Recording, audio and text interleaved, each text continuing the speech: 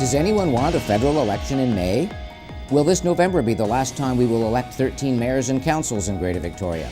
And should Woodwynn Farms be allowed to build dorms to house more than 100 people who are helping turn around their lives in central Saanich? Those are among the topics we're going to discuss in the next 15 minutes.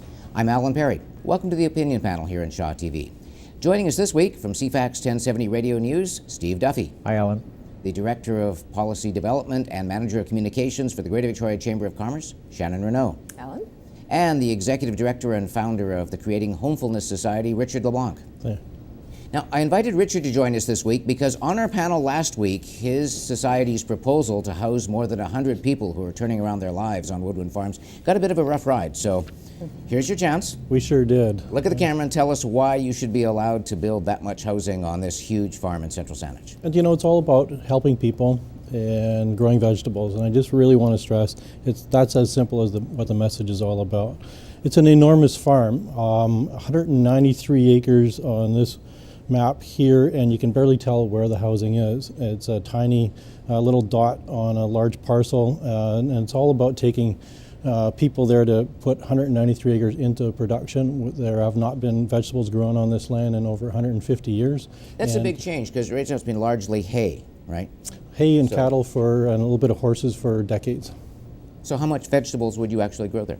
At the end of the day, we're looking at about 180 acres of fruits and veggies. Mm-hmm. And that'll be our contribution, and a contribution will be about 20 times bigger than the average organic farm towards our food sustainability for the island.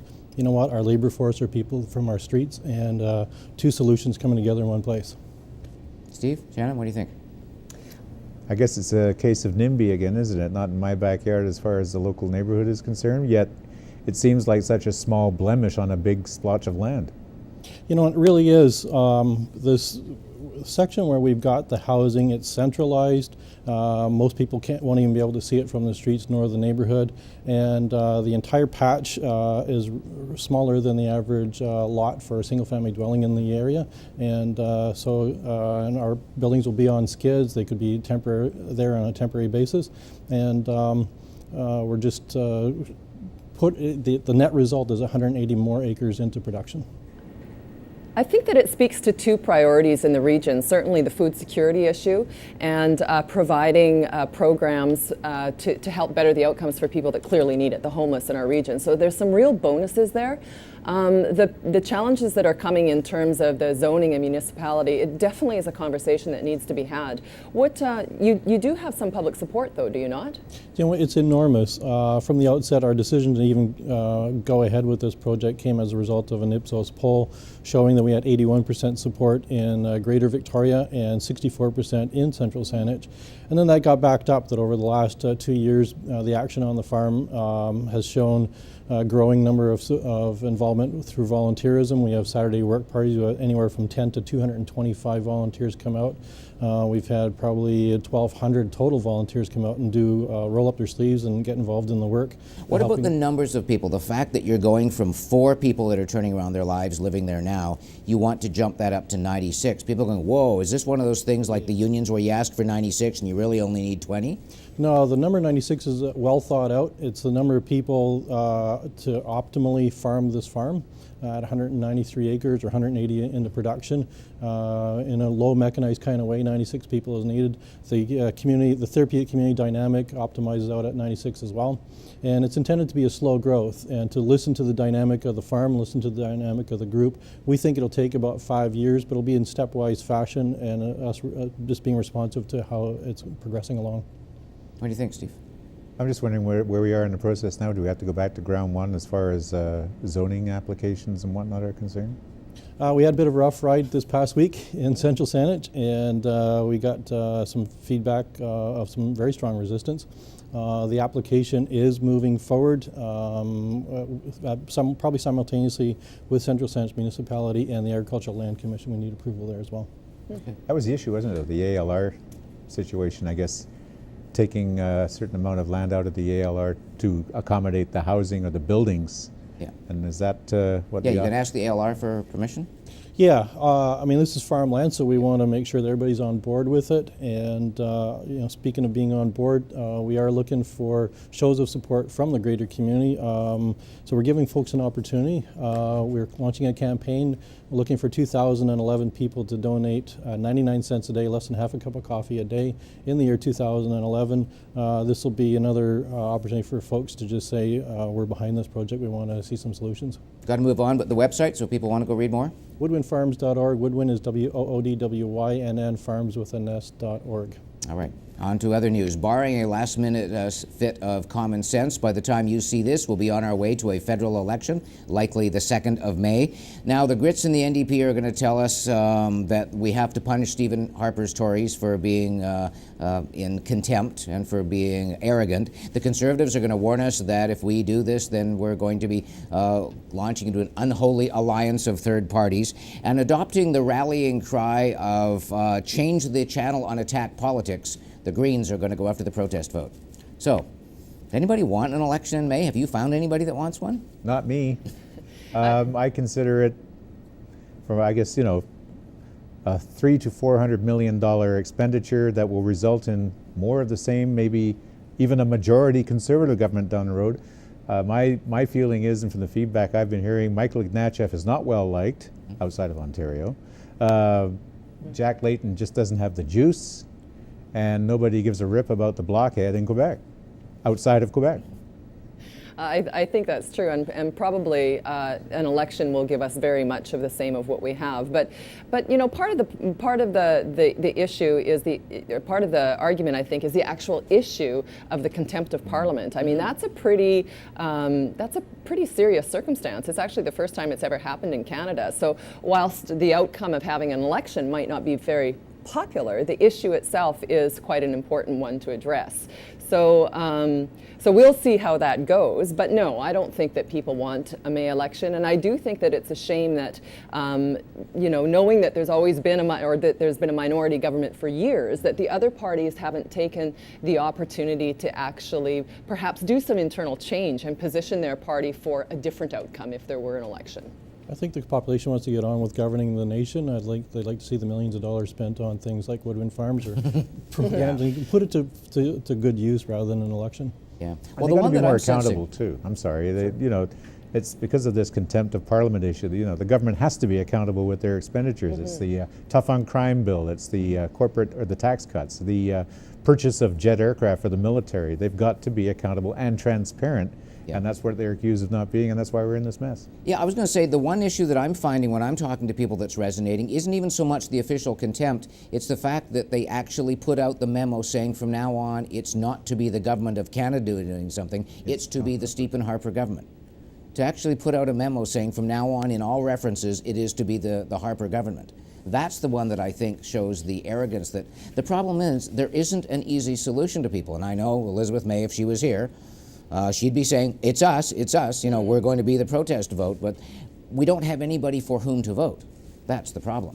Well, that is a problem, and one of the things that I think about is what's going on in the province right now with the Liberal Party having just selected a new leader who's now the Premier, and the NDP party going through the same process. I mean, each of those parties were doing renewal, and whilst of course they're just appealing at the moment to their members, in actuality they're appealing to the general public. So they are positioning themselves with leaders who have the potential to become, in our case, the Premier in the province. And I just don't see that happening in the federal parties. Well, speaking of Premier, Christy Clark has fulfilled one of her campaign promises by restoring $15 million in funding to community groups from gambling revenues. Now, that's still $35 million short of what it was before the Liberals started cutting it. Was that party politics to restore that, Steve, or was that a smart move? I think it's a smart move. She wanted to hit the ground running with positive announcement. She still has to win a by-election herself, I believe. So she comes out with the minimum wage announcement and then the grants announcement, and I think she's getting people thinking, hey, this is a breath of fresh air, somebody living up to their promises. Families first, is that a good strategy, not just to get her the Liberal leadership and the premiership, but now to take the party, the Liberals, into an election? Absolutely. I think it is going to be key to some vitality and some sanity to our province, and she's taking the lead on that. It's nice to see. Yeah, I think in terms of positioning, it certainly is. It's a good positioning statement and actions for Premier Christy Clark to be taking. I mean, part of what the former Premier Campbell had so much difficulty was that he was alienated from the general public, and so this approach with the new premier is bridging that gap. And so certainly it's not only smart politics, but it's good policy too. Well, speaking of elections, Esquimalt Mayor Barb Desjardins kicked off the local silly season this week by announcing that she's the first area mayor to say that she'll be seeking re-election here. So we're going to have a federal election, provincial election, probably HST referendum, and then civic in November. Are we going to get voter fatigue by then, or are we going to get an energized electorate seeing that they can make some changes? Voter fatigue, apathy, I think it's a lot, it's way too much, and be nice to just calm things down for a bit. Good luck at that one. I have a feeling that the federal situation might put a lot of people off. And once the federal thing is done, people are going to think, oh, not again. And then, of course, we have the deal of dealing with 13 different fiefdoms in the capital region. So 13 municipal elections, and people just lose count of who's a candidate. Will this be the last time, as I said off the top of the show, will this be the last time, do you think, that we'll have 13 mayors and councils being elected? Will something change over the next 3 years? Well, I'm not sure what happened in the last week that makes you think that. I don't think so. I think that I'm not saying that it shouldn't, but I think that it's quite a process to get there. I mean, you have to go through a referendum vote in any of the municipalities that might want to, form a joint municipality, and that takes at least a couple of election cycles. So no, I don't think so, Alan. I'm just wondering, with all the transit stuff that's coming in, all that's become just a whole schmozzle now, trying to get unified voices. I know one of your pet peeves, Steve, we get the interchange going in out at the airport. That's because we had 3 area mayors and councils that were agreed, as well as we've got cabinet ministers Ruling with political pocketfuls of money, parties, and we don't have the one at Mackenzie Admirals. No. And that's a problem that's going to exist, because if and when it does happen, because that's one of Troy D'Souza's big pets as well, if it ever does happen, then you have to deal with Tillicum interchange, because that backs up the jam. Yeah. So my solution is a $3 billion elevated highway slashed with rail, because down 20 years from now, when we're still going to need it, it's going to cost many more billions. It's He's just kidding, folks. He's yeah. Well, in a perfect world, right? How many municipalities would you like in Greater Victoria? I'll cut it down in half to 6. We have so many regional issues that need regional solutions. Policing, homelessness, to be just a couple. I'd like to see 3, one for the Peninsula, one for the Core, one for West Shore. Okay, before we run out of time, newsmakers of the week in Wise. Steve, we'll start with you. I'm going to go with Bruce and Crystal Dunahee. This past week, they endured the 20th anniversary of the disappearance of Michael. And being a parent, I can't imagine the hell they've gone through for 2 decades. Answers out there somewhere. Shannon? I'm going to go with David Suzuki, just turned 25, 50 years as host of The Nature of Things, and truly a Canadian icon. Coming to town. Yes, I'll be seeing him actually this coming Saturday, April 2nd at Mary Winspear, showing of the movie, and he'll be book signing his autobiography. It is called Force of Nature. Okay, she took your newsmakers. Who are you going to pick? She did. Premier Christy Clark, she's making good on some promises. Nice start. I'm going to pick Green Party of Canada leader and, of course, Saanich Gulf Islands candidate Elizabeth May. This is the real big chance. If she doesn't deliver, she's got a pretty good slogan, this idea of change the channel attack ads. But if she doesn't get elected on this one, I would say that she and the party are toast. My thanks to this week's panel from the CFAX 1070 Radio News team, Steve Duffy. Thank you, Alan. The Manager of Policy Development and Communications for the Greater Victoria Chamber of Commerce, Shannon Renaud. Thank you, Alan. But a bit of a change for you, a big change. Yes, actually, well, I'll be in my position for one more week, and then I'm joining the provincial government as a senior policy analyst in the Ministry of Housing. Ministry of Housing, because that's, for people that don't know, this has been a huge passion of yours because you wear one other hat as well. I do. I am the vice chair of Our Place Society, although in the Ministry of Housing I'll be in the Building and Safety Standards branch, so not directly related. Well, thanks for your contributions over the time. It's a huge loss for the Chamber. Thank you. Gain for the provincial government. And last but not least, the founder and executive director of the Creating Hopefulness Society, Richard Leblanc. Thank you very much. For everyone here at Shaw TV, I'm Alan Perry. Thanks for making us a part of your weekend. And so it goes.